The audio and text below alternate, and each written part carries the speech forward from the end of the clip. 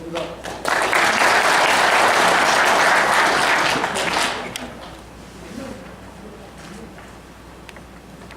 예, 저한테 우리 조정래 회장님께서 정치와 경제 관련된 이야기를 했으면 좋겠다 이렇게 말씀을 하셨는데요. 그래서 그래도 구체적으로 어떤 말씀을 드리는 게 좋을까 좀 여러 가지로 고민을 좀 해봤습니다. 요즘 정치권 뉴스 들으시면서 어떤 생각이 드십니까? 청와대건 정부건 여당이건 야당이건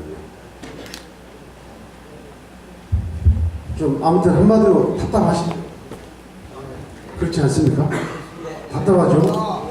청와대 돌아가는 것도 그렇고 경제를 운영하는 정부도 그렇게 뭐 썩 민생 문제가 잘 풀리는 것 같지도 않고 경제가 그냥 팍팍팍 이렇게 올라가는 것 같지도 않고 남북관계는 남북관계대로 또 이렇게 꽉 막혀 있는 상태고 근데 이런 것을 비판하고 견제해야 될 야당은 그런 것도 잘하고 있나? 제가 야당 의원이지 않습니까? 그렇죠.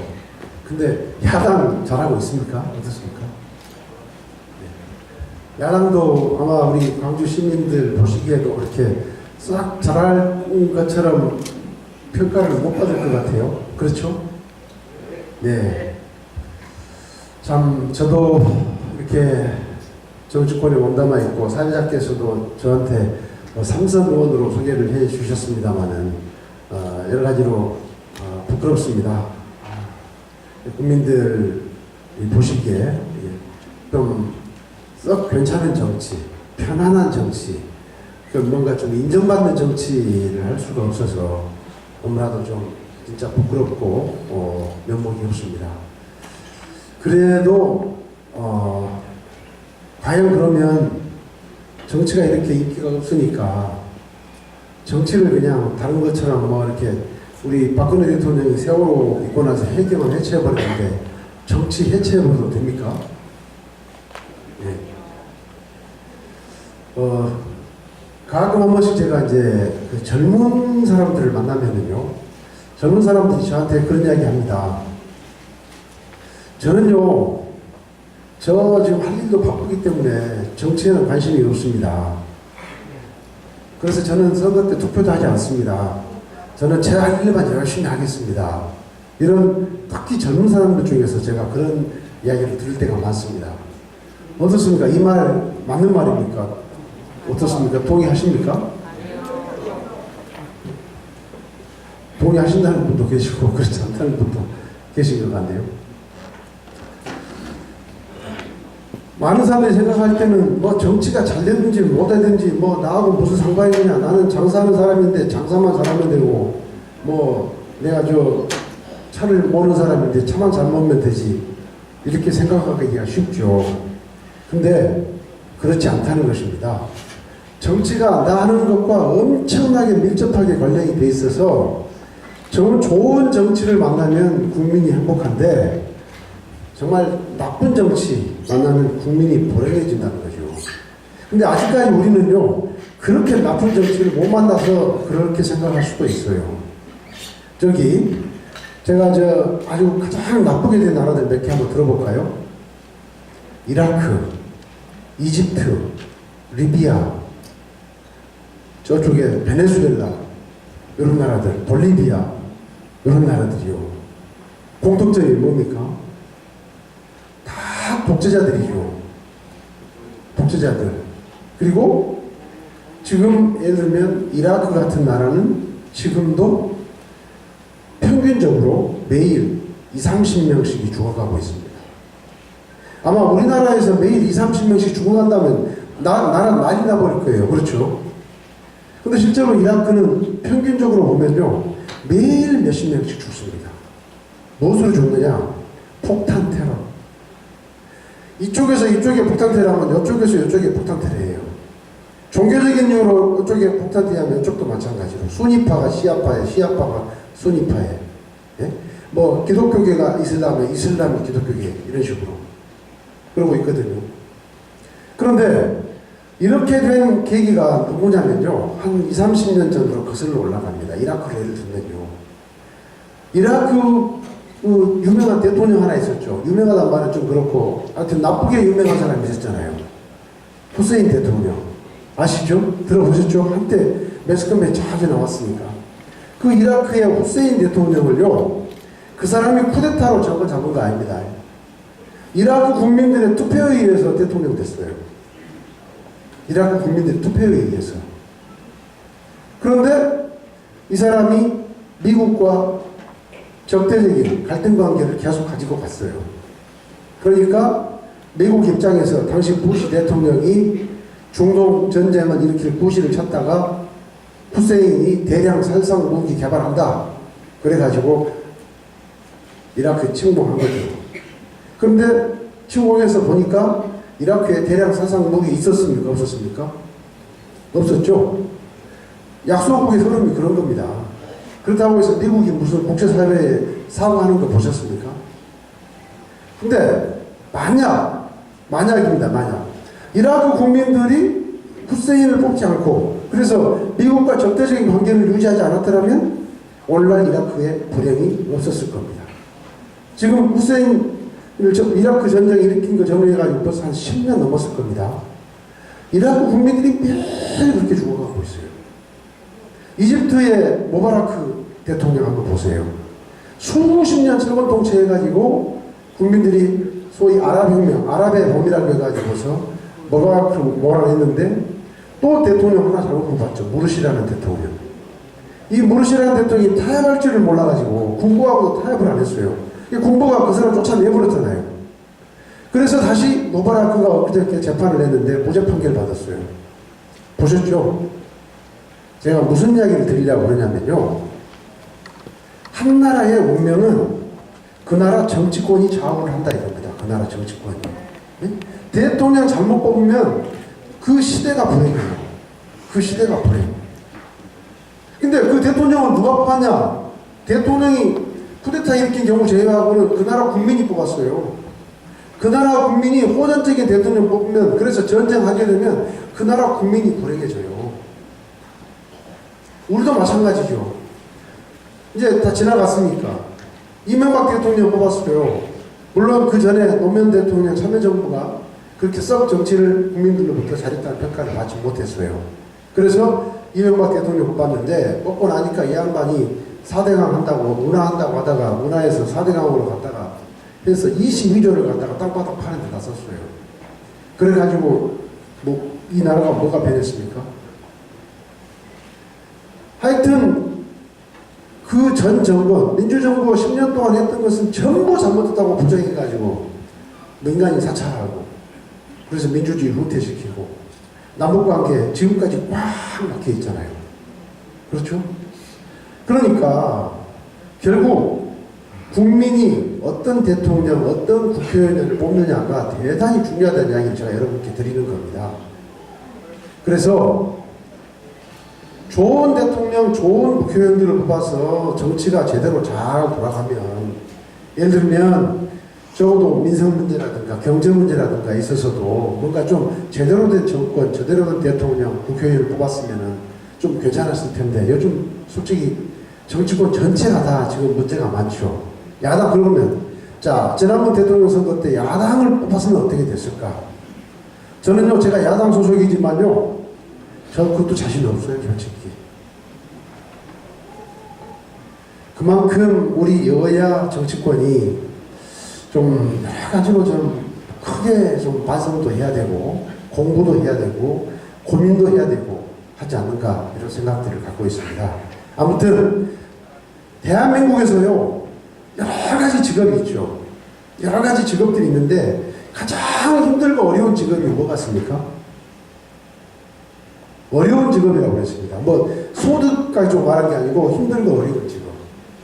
가장 힘들고 어려운 직업이요 정치입니다. 정치. 정치가 가장 어려워요. 그래서 많은 사람들이 자기 분야에서 성공을 하면은 마지막에 해보고 싶은 게 정치죠. 그렇죠?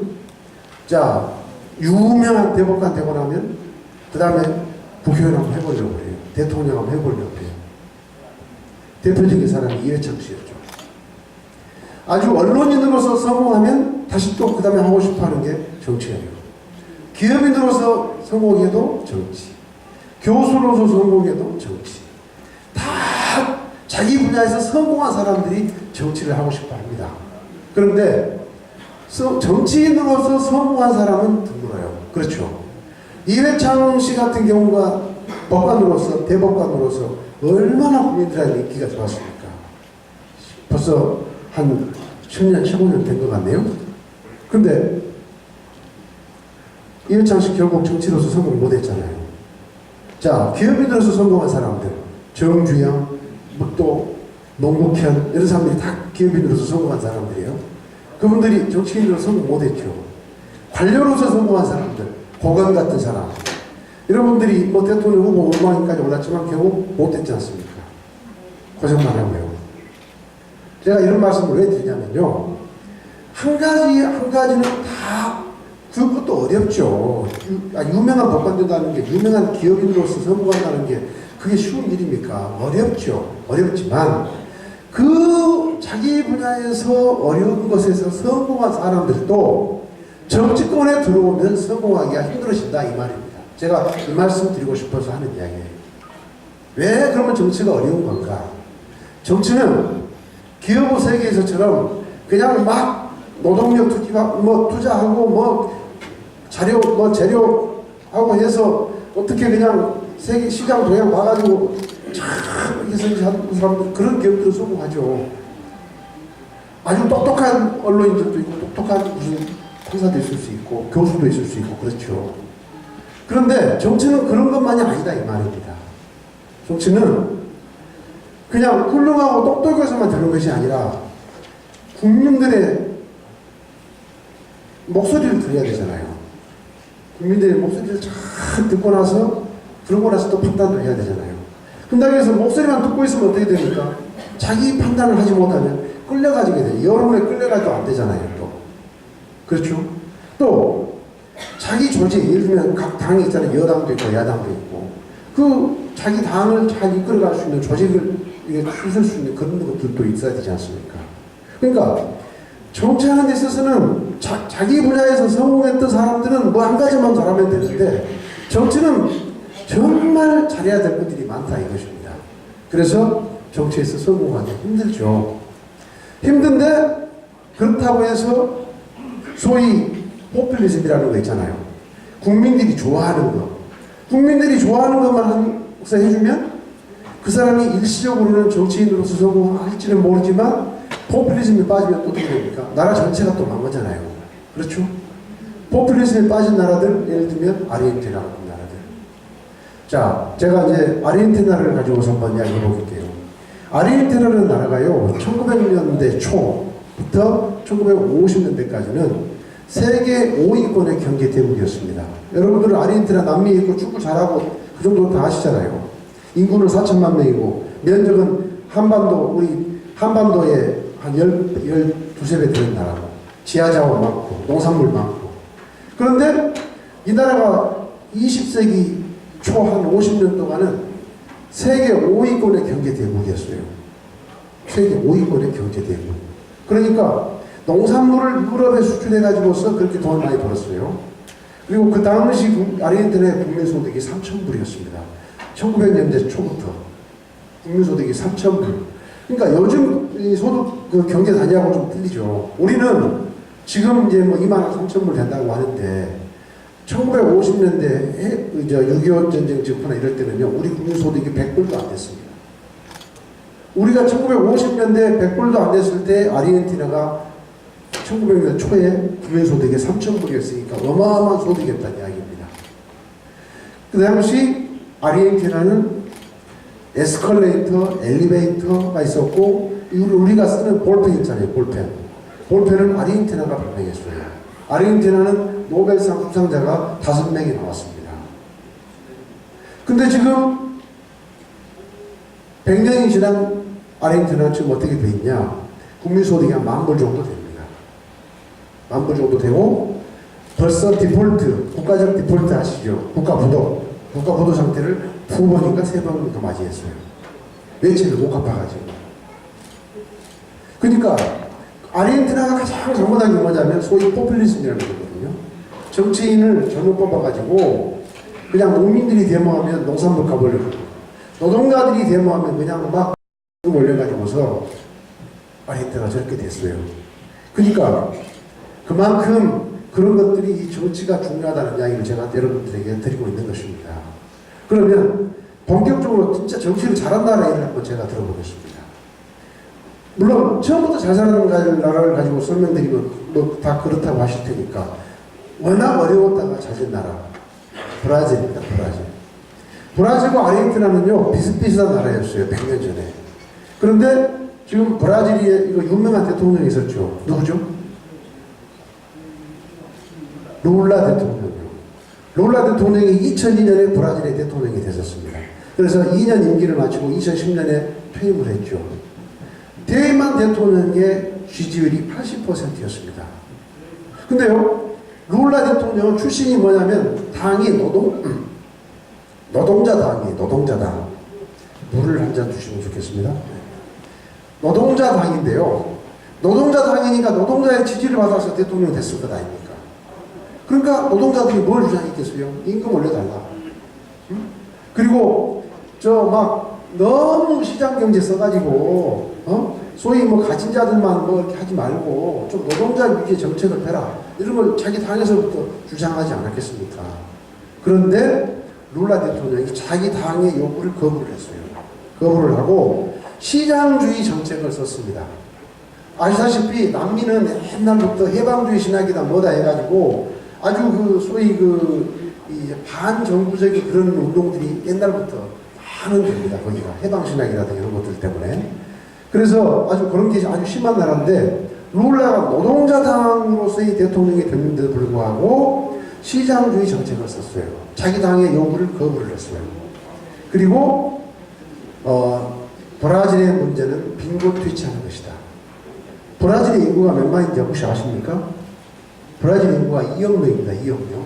근데 이 빈곤 퇴치 운동을 벌였어요. 그래 빈곤 퇴치 운동, 볼사 파밀리아라는 운동인데 이 8년 동안 그 퇴치 운동을 벌여가지고 중산층이 1,500만 명으로 늘어나고요. 그리고 소위 그 빈곤층이 10%가 줄었습니다. 이걸 어떻게 했냐면 그런 거 이제 자세하게 국제적으로 설명하면 재미도 없지 않습니까? 그러니까 결론만 제가 말씀드리는 겁니다. 대표적으로 어떤 정책을 썼냐면 브라질이 문명률이 높잖아요. 그러니까 국민들은 학교를 보내야 되지 않겠습니까? 학교를 보내야 또 고급 노동력이 나오잖아요. 그러죠? 그러니까 학교를 보내게 하기 위해서 그냥 그렇게 우리나라는 지금 어떻게 보면 기초생활수급자라든가 이런 것은 소득 수준만 가지고 하고 있지 않습니까? 근데 브라질은 학교를 보내면 돈을 주고 학교를 안 보내면 돈을 안 줬어요. 얘들을. 그런 정책을 계속해서 폈습니다. 그래서 노동력의 질도 높이고 소득 수준도 높여주고 최저임금 올려주고 이렇게 해가지고서 8년 동안 그런 정책을 폈다는 거죠. 그래서 지금 아주 보통 대통령들이 막 1, 2년 잘하다가 우리나라도 그러지만 다 퇴임할 때 되면 막 지지율이 10%, 20% 되고 그렇게 해서 끝나지 않습니까? 우리나라 역대 대통령이 다 그랬는데 이 룰라 대통령이 퇴임할 때 80%를 기록했고 지금도 브라질이 요즘은 조금 여러 가지로 세계 경제가 너무 어려우니까 그러지만 브릭스라 해가지고 들어보셨죠? 브릭스 이 신흥 5대국이라고 해서 브라질, 러시아, 뭐 인도, 차이나 뭐 이렇게 부르지 않습니까? 중국 해가지고서 이제 신흥 그 5대국을 이야기하는데 그 중에 브라질이 들어가죠. 그러니까 제가 이제 이런 말씀을 왜 드리냐면 그냥 정치가 나와는 관계없다 이렇게 생각하시면 안 된다는 이야기입니다.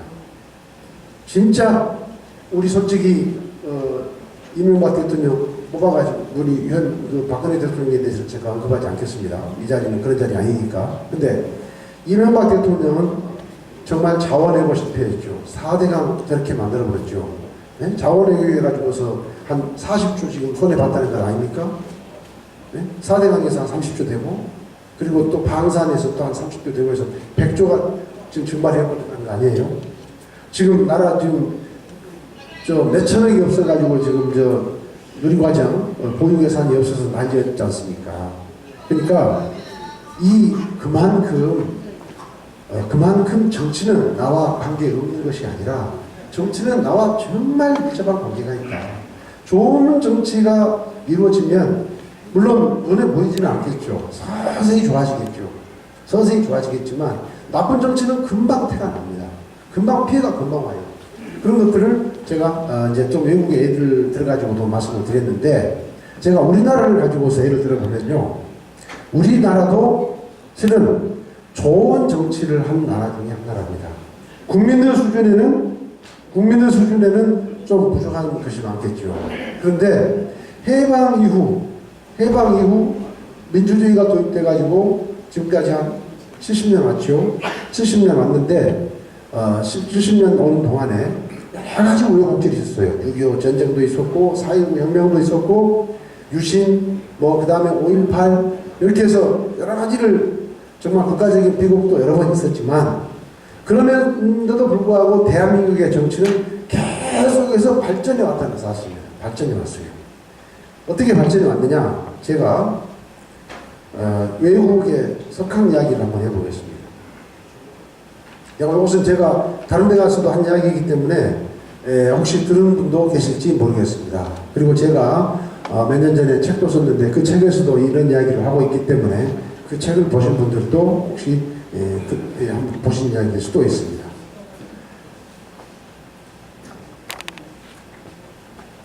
미국의 그 MIT 공대라고 들어보셨죠? 세계적인 공과대학. 그 MIT 공과대학의 MBA 과정에서 그 촘스키라는 교수가 있습니다. 촘스키라는 교수. 상당히 그 진보적인 미국의 진보적인 학자인데, 그 MBA라는 것은 이제 그 석사과정을 말합니다. 석박사과정을. 거기에서 한 대학원생이 물었어요. 교수님, 이 현실 세계에서 가장 바람직한 발전 모델을 보이고 있는 나라가 어디입니까? 이렇게 물었어요. 그랬더니 촘스키 교수가 이렇게 답변했다고 합니다. 그것은 한국입니다. 한국. 이 말을 언제 했냐면 2004년도에 했습니다. 2004년도에 촘스키 교수가 이런 말을 했어요. 한국입니다. 한국인은 제국주의 식민 지배를 딛고 일어나 다른 나라에 종속되지 않고 독자적으로 경제 발전을 이룬 동시에 독재 정권의 항거에 평화적인 방법으로 민주주의를 일으켰습니다.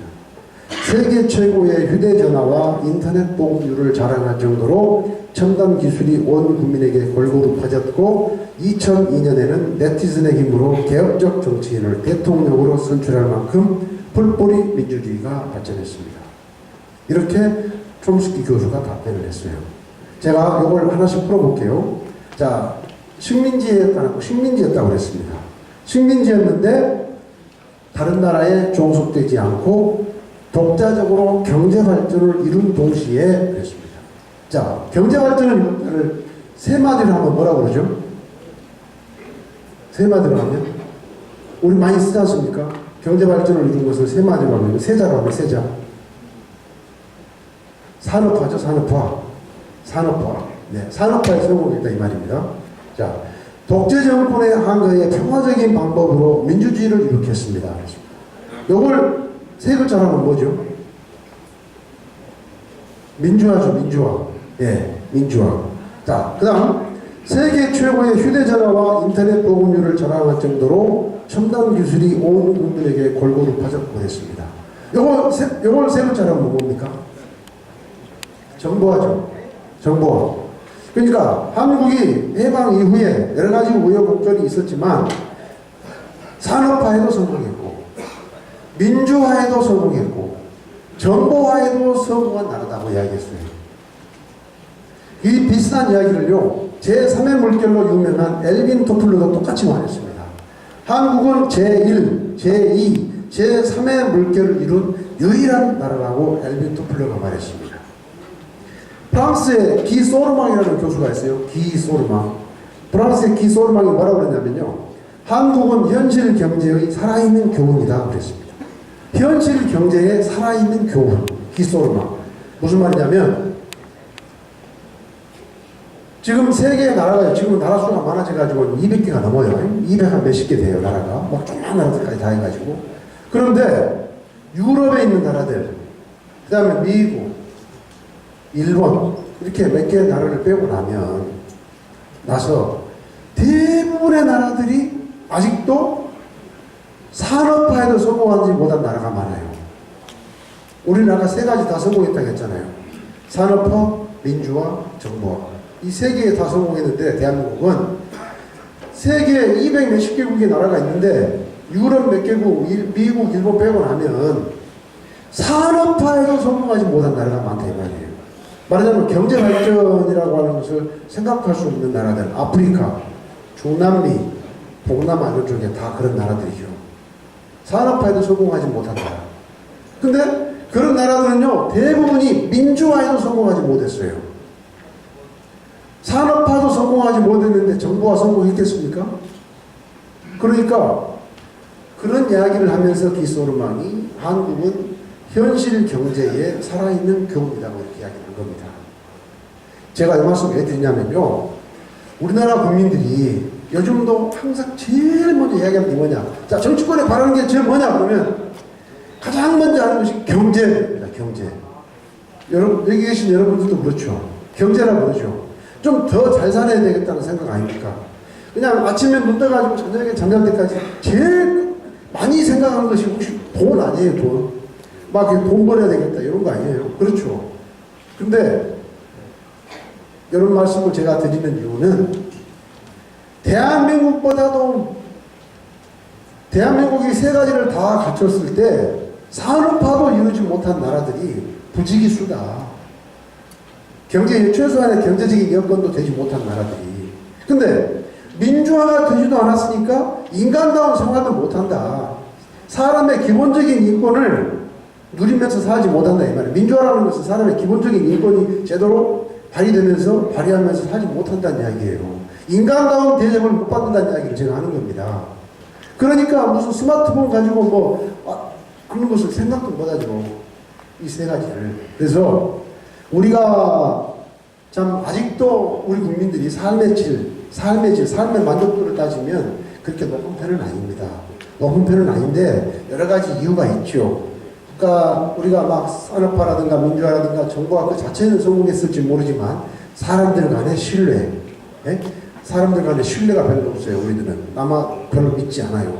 그리고 남에 대해서 이렇게 배려하는 마음도 별로 없어요. 이해하려고 하는 마음도 별로 없어요. 배려하고 용서하고 사랑하고 그런 것들이 우리나라 국민들한테 부족해요. 부족하기 때문에 대한민국이 그렇게 막 살고 싶은 사회 이런 것이 안 들어요. 그러니까 노인 빈곤율이 1위고 노인 자살률이 대한민국이 2위입니다. 우리나라가 갈수록 젊었을 때는 그냥 멍청멍청 하다가 이제 나이 들어서 노후가 준비가 안 돼가지고 노인들이 갖고 있는 게 뭡니까? 경제적으로 노인들 입장에서 경제적으로 뒷받침 안 되죠. 자식들 떠나가고 뭐하고 하니까 애로움이 있죠. 거기다가 시간이 지나면서 아프죠. 이런 것들을 견디지 못하고 해서 노인 자살률이 제일 높은 나라가 대한민국 아닙니까? 그러니까 그런 것들을 따지면 아직도 대한민국이 그렇게 막 어디 다른 나라에 비해서 덴마크라든가 이런 나라에 비해서 그렇게 막 사람 살기 좋은 나라라고까지는 할 수는 없지만 그러나 우리보다 못한 나라들을 뒤돌아보면 그래도 우리는 해방 이후 식민지배를 딛고 일어나서 그래도 여기까지 왔다. 이런 이야기를 제가 드리는 겁니다. 그러니까 아직도 우리가 할 일은 많아요. 정말 할 일이 많은데 우선 경제적으로도 우리가 더 뭔가 할 일들이 많이 있지만 또 눈에 보이지 않는 무형의 어떤 그런 것들 이해하고 용서하고 배려하고 사랑하고 여러 가지 어떤 남을 믿어주고 하는 이런 것들도 키워가면서 했으면 좋겠다는 이야기고요. 마지막으로 한 말씀만 드리고 제 말씀 마치도록 하겠습니다. 근데 제가 이제 정치가 중요하다는 이야기만 하고 어떻게 해서 좋은 정치 만드냐는 이야기를 제가 안 했어요. 근데 정치는 결국 이 정치인이 깨어있어야 정치는 정치인이 하는 거니까 좋은 정치가 되려고 하면 정치인이 깨어있어야죠. 그렇죠? 정치인이 뭔가 사명감이 있어야 되고 책임감이 있어야 되고 국민을 먼저 생각하고 이런 것이 있어야 되지 않겠습니까? 자기 사리사욕을 챙기고 막 어디 가서 이런 식이 자꾸 누리려고만 하고 하면 그 나라 정치는 필요할 거 아닙니까? 그러니까 정치인이 깨어 있어야 되는데 이 깨어 있는 정치인은 누가 만드느냐 이거예요. 누가? 그것은 국민이 만든다 이 말이다. 국민이. 그러니까 정치가 나하고 관계없다고 생각하지 마시고 선거 때가 되면 또 평상시에도 자 누가 지역을 위해서 나라를 위해서 깨어있는 자세로 더 열심히 할 수 있는 그런 정치인이 있는가를 보고서 그 정도의 시간적 노력은 투자를 해야 된다 그런 뜻입니다. 그래서 한 나라의 정치 수준은 정치인의 수준이지만 그 정치인을 만드는 것은 국민이기 때문에 한 나라의 정치 수준은 그 나라 국민의 정치 의식 수준이다 이런 말씀드리고요. 아무튼 우리가 더 좋은 나라를 만들어서 후손에게 물려주기 위해서 우리 동시대, 우리 이 시대를 살고 있는 우리 국민들이 끼어있고 그래서 뭔가 좀 더 어떤 좋은 정치를 위해서 노력하는 국민들이 마음을 가질 때 좋은 정치가 이루어진다 이렇게 제 결론 맺고 마치도록 하겠습니다. 네, 고맙습니다.